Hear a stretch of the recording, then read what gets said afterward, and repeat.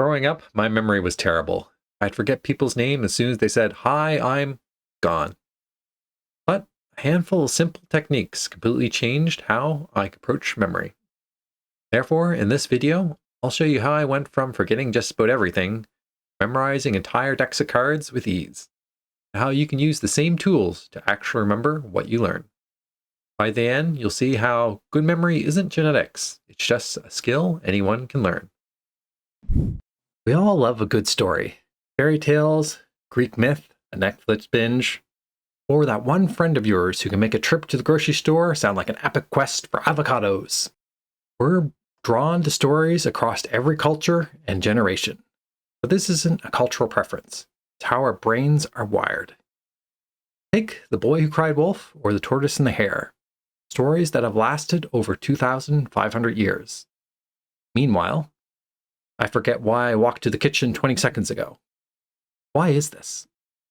36,000 plus years, long before books, scrolls, or cloud storage, stories were how humans passed on knowledge. But why do they work so well?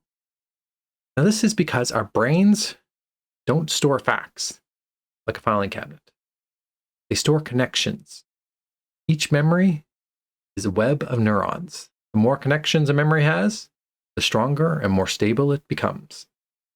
Therefore, when you're embedding information into a story, we're weaving dozens of neurons together. Emotions, visuals, sounds, smell, even humor.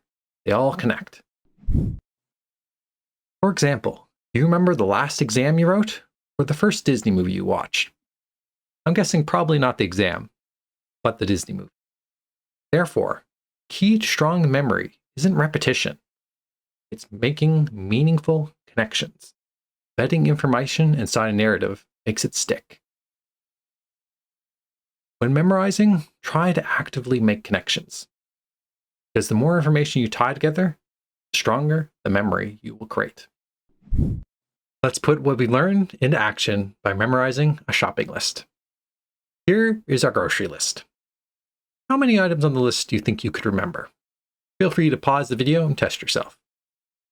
Now, some with an extraordinary memory could probably memorize the whole list, but for most average people, this is an overwhelming task. To memorize this list, we're going to be creating a story, storing it in our body parts. This sounds odd, but works. This method leverages familiarity with our body as a mental map, making it easier to recall information. All right, it's time to pay attention. You will be quizzed on the list at the end of the video. Now warm up your imaginations, follow along, and I'll show you how it's done. All right, let's get to it. First on our list is spaghetti. Now imagine storing spaghetti in your hair. We're just going to imagine spaghetti coming out of your hair like long noodles. They get everywhere and twisted, and your hair is now spaghetti. Next on our list, we're going to do eggs. We're going to store eggs in our eyeballs. Again, imagine your eyes are going to become eggs. They're going to be pointy, and they're going to be able to look in every direction, really weird looking. The weirder, the better. It makes them easier to remember. Next up, we have milk. We're storing milk in our nose. If you ever drink a liquid and laughed and it came out of your nose and it hurt real bad, imagine that with milk. It's just going to flow down like a waterfall, get everywhere and just make a mess. That's how we're going to remember milk. Next up, we have tomatoes. Tomatoes are going to be stored in our ears. Just imagine your ears get red and they start to swell up and they turn into big, juicy tomatoes. That's how we remember tomatoes. Final for the head, we're going to do apple. We're going to imagine with our mouth biting into a big, red, juicy apple, and then hearing a little voice and then looking down and seeing a little worm protesting you eating its home. That's how we're going to store the first 5 pieces of information. Next, we're going to go our throat. Now imagine you have a Adam apple with 2 garlic bulbs. Now this will give you really bad breath, but on the plus side, you'll be able to kill vampires just by breathing on them. Next, we're going to do our chest. We're going to have potatoes. So imagine big sacks of potatoes as breasts. It's weird, but it's memorable.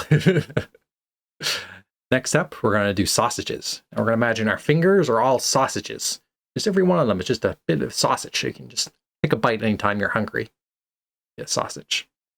Next, we're going to do our stomach. Imagine your stomach is big and bulging and you cut it open and the fish just spew out of it. They just start flowing. Disgusting, but again, disgusting makes it memorable. Next up on our list, we have chicken. So imagine we're going to go further down our body. Imagine on your Achilles tendons, little chicken wings sprout out. And they let you fly around. Kind of like the old Red Bull commercials, give you wings. Kind of imagine something like that. And finally on our list, we have Oreo cookies for dessert. So imagine your feet are stomping on cookies, Oreo cookies, and they're just crumbling, and you hear the crumbling between your feet. Have that as your last one on your imagination list. And there you have it, our list of items. Now let's test to see if we can remember them. All right, what was first on the list? Remember, associate it with your hair. What was number 2 on the list? Had to do with your eyes. Number 3 on the list, and then went to nose. Then number 4, that was our ears, if you recall. Then number 5, we had our mouth. What was that? Next on, we went to our throat. What was our throat supposed to remember? Then we had our chest. That was a funny one I found. What was the chest? Number 8, that was our hands. Remember what you stored there? Number 9, that was the stomach. Did we associate with the stomach? Number 10, that was our Achilles tendon. Remember that one?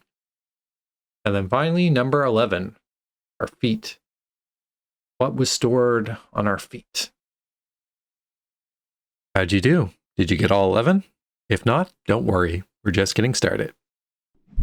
Stories aren't just entertainment, but a way to link ideas together so they're hard to forget. Therefore, in the next episode, we'll be using stories and other powerful methods to help you memorize our entire deck of 52 cards.